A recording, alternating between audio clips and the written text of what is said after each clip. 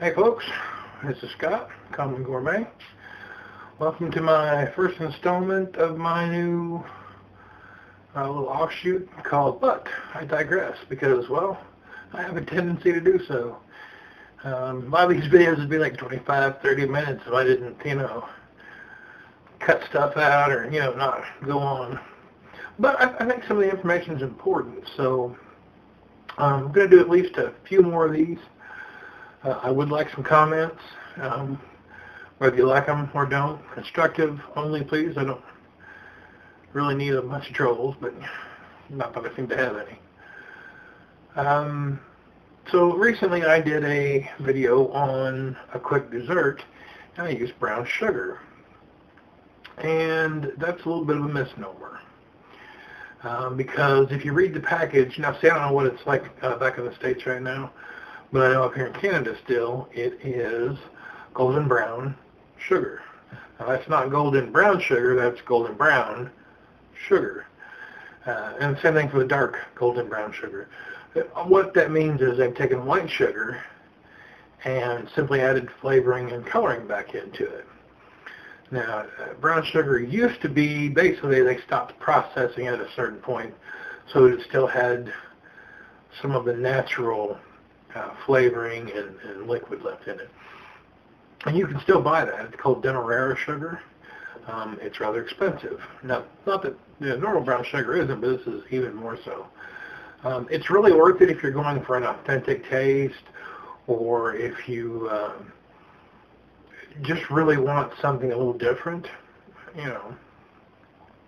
But for the most part, I buy the brown sugar out of the store simply because it's convenient, which, we all do that. But if you want to do it cheaper, or if you don't use a lot of brown sugar, but you still need it once in a while, then we can just make it, because it's just the same sugar you've got in your sugar bowl with stuff added to it.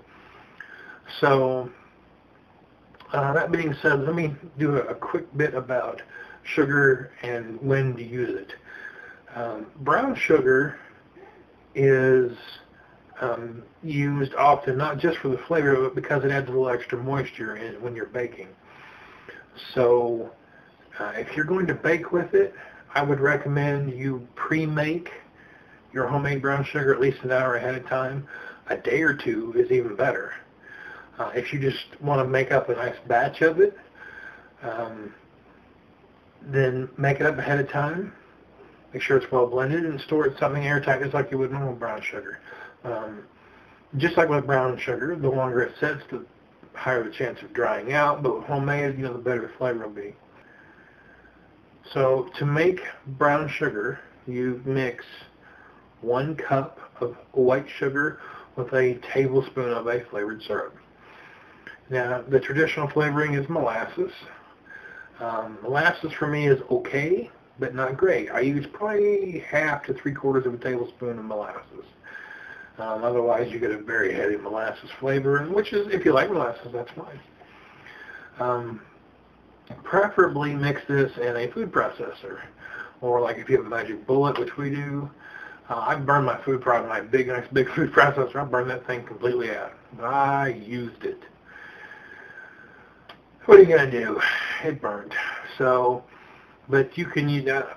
I don't recommend chocolate syrup because it's rather different, and it does not mix well in this application. Maple syrup, homemade fruit flavored syrups are great. If you like I like the golden brown sugar in the store, well, use golden syrup. The taste is about as close as I've found to what you buy in the store. Now, if you're using a wet method of cooking, like you're making a sauce, custard, something along that line, if you're melting the sugar in with a liquid, you don't need to pre-mix the flavored syrup in. You can just add it in because it's all going to blend together anyway. It's all going to become liquid. If you're baking, it needs to be done. And it can technically be done right before you add it, but I don't think it works as well. I'd say at least an hour. But maple syrup is one of our favorite alternates. Really and truly, as long as it's going to go with the dish, you're fine. It's just another way to lower some cost. Or like I said, if you don't use brown sugar very often, why keep a big bag of it around to go hard? So I hope that's, information that, maybe you didn't know. Maybe it's good for you. Like I said, I'll be doing a few more of these, so let me know what you think. Very soon, refrigerator pickles. They're tasty. And until I see you then, have fun cooking.